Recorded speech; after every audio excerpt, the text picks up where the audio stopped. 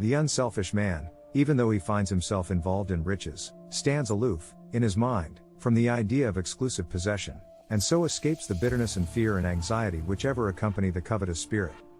He does not regard any of his outward accretions as being too valuable to lose, but he regards the virtue of unselfishness as being too valuable to the world, to suffering humanity, to lose or cast away. And who is the blessed man? He who is ever hankering after more possessions, thinking only of the personal pleasure he can get out of them? Or he who is ever ready to give up what he has for the good and happiness of others? By greed happiness is destroyed, by not greed happiness is restored.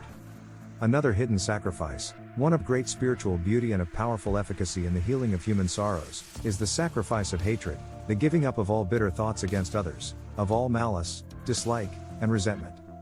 Bitter thoughts and blessedness cannot dwell together. Hatred is a fierce fire that scorches up, in the heart of him who harbors it, all the sweet flowers of peace and happiness, and makes a hell of every place where it comes.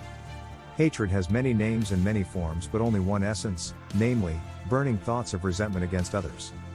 It is sometimes, by its blind votaries called by the name of religion, causing them to attack, slander, and persecute each other because they will not accept each other's views of life and death, thus filling the earth with miseries and tears.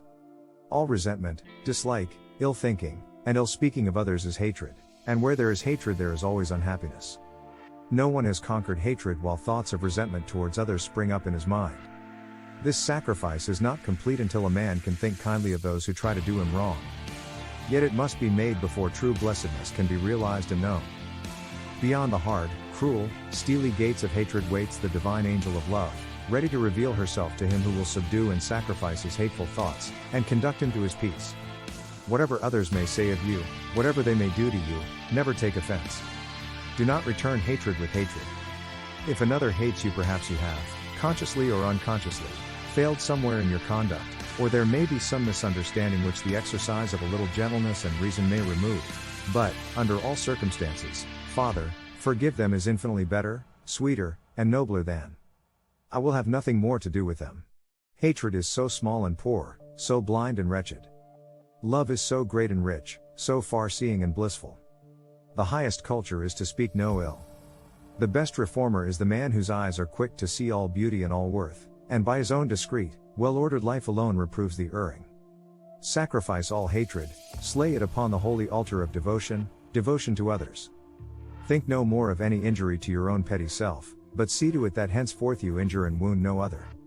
Open the floodgates of your heart for the inpouring of that sweet, great, beautiful love which embraces all with strong yet tender thoughts of protection and peace, leaving not one, nay, not even he who hates or despises or slanders you, out in the cold. Then there is the hidden sacrifice of impure desires, of weak self-pity and degrading self-praise, of vanity and pride, for these are unblessed attitudes of mind, deformities of heart.